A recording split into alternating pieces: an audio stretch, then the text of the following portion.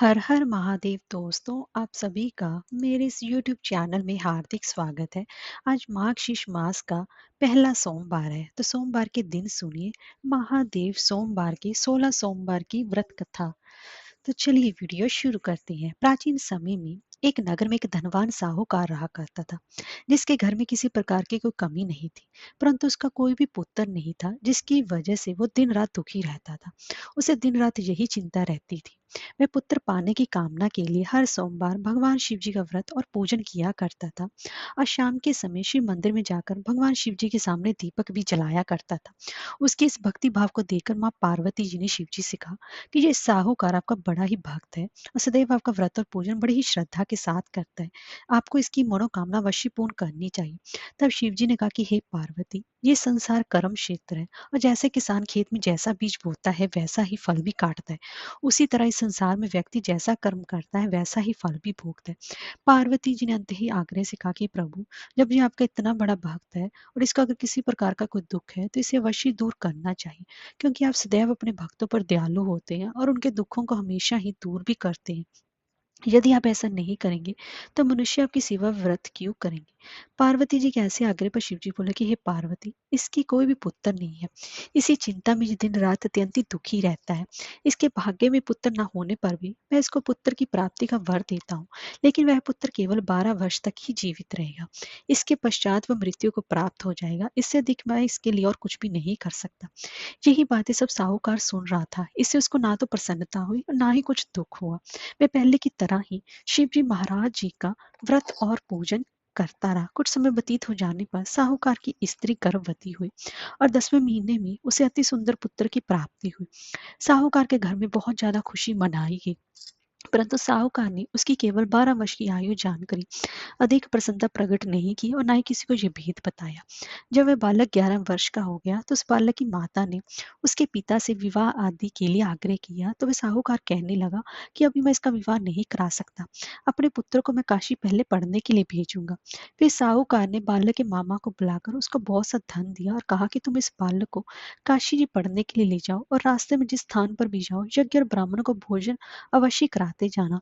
फिर वह दोनों मामा भांजे यज्ञ करते और ब्राह्मणों को भोजन कराते हुए काशी जी की तरफ रवाना हुए।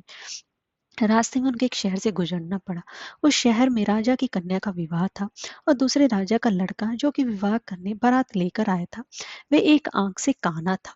उसके पिता को इस बात की बड़ी चिंता हो रही थी, कहीं वर को देखकर कन्या के माता पिता विवाह में किसी भी प्रकार की अड़चन पैदा न कर दे। इस कारण जब उसने अति सुंदर सेठ के लड़के को देखा तो मन में विचार बनाया, क्यों न दरवाजे के समय इस लड़के से ही वर का काम चलाया जाए। ऐसा विचार कर वर के पिता ने उस लड़के और उसके मामा से बात की तो वे राजी हो गए। फिर इस लड़के को वर के कपड़े पहनाकर और घोड़ी पर चढ़ाकर दरवाजे पर ले गए और सब कार्य प्रसन्नता से पूर्ण हो गया। फिर वर के पिता ने सोचा, यदि विवाह कार्य भी इसी लड़के के द्वारा करवा लिया जाए तो क्या बुराई है। ऐसा विचार कर उसने लड़के और उसके मामा से कहा, यदि आप फेरों और कन्यादान के काम को भी करा दें तो आपकी बड़ी कृपा होगी और मैं इसके बदले में आपको बहुत सारा धन भी दूंगा। तो उन्होंने स्वीकार कर लिया और विवाह कार्य भी बहुत अच्छी तरह से संपन्न हो गया। परंतु जिस समय लड़का जाने लगा तो उसने राजकुमारी की चुन्नी के पल्ले पर लिख दिया कि तेरा विवाह तो मेरे साथ हुआ है, परंतु जिस राजकुमार के साथ तुमको भेजेंगे वे एक आंख से काना है और मैं तो काशी जी पढ़ने जा रहा हूँ। लड़के के जाने के पश्चात उस राजकुमारी ने जब अपनी चुन्नी पर ऐसा लिखा हुआ देखा तो उसने राजकुमार के साथ जाने से मना कर दिया और कहा कि ये तो मेरा पति नहीं है, मेरा विवाह तो इसके साथ नहीं हुआ है, वह तो काशी जी पढ़ने गया है। राजकुमारी के माता पिता ने अपनी कन्या को विदा नहीं किया और बारात वापस चली गई। उधर सेठ का लड़का और मामा काशी जी पहुंच गए थे। वहां जाकर लड़के ने पढ़ना शुरू कर दिया। जब लड़के की आयु 12 साल की हो गई तो उस दिन उन्होंने यज्ञ रचा रखा था कि लड़के ने अपने मामा से कहा कि मामा जी, आज तो मेरी तबीयत कुछ ठीक नहीं लग रही है।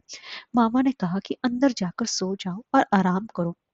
लड़का अंदर जाकर सो गया और थोड़ी देर में ही उसके प्राण निकल गए। जब उसके मामा ने आकर देखा तो वह मुर्दा पड़ा हुआ है, तब उसको बड़ा ही दुख हुआ और उसने सोचा कि अगर मैं अभी रोना पीटना मचा दूंगा तो यज्ञ का कार्य अधूरा रह जाएगा, जो कि सही नहीं होगा। अंत उसने जल्दी से यज्ञ का कार्य समाप्त किया और ब्राह्मणों के जाने के बाद रोना पीटना आरंभ कर दिया।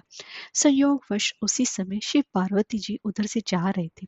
जब उन्होंने जोर जोर से रोने की आवाज सुनाई दी तो पार्वती जी शिव जी से कहने लगी, प्रभु, कोई दुखिया रो रहा है, कृपया कर उसके कष्ट को दूर कीजिए।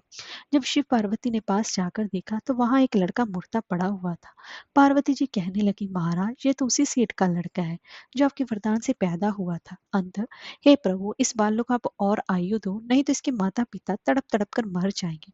पार्वती जी के बार बार आग्रह करने पर शिव जी ने उसको जीवन का वरदान दे दिया और भगवान शिव की कृपा से लड़का फिर जीवित हो गया। इसके बाद शिव और पार्वती कैलाश पर्वत की ओर चले गए।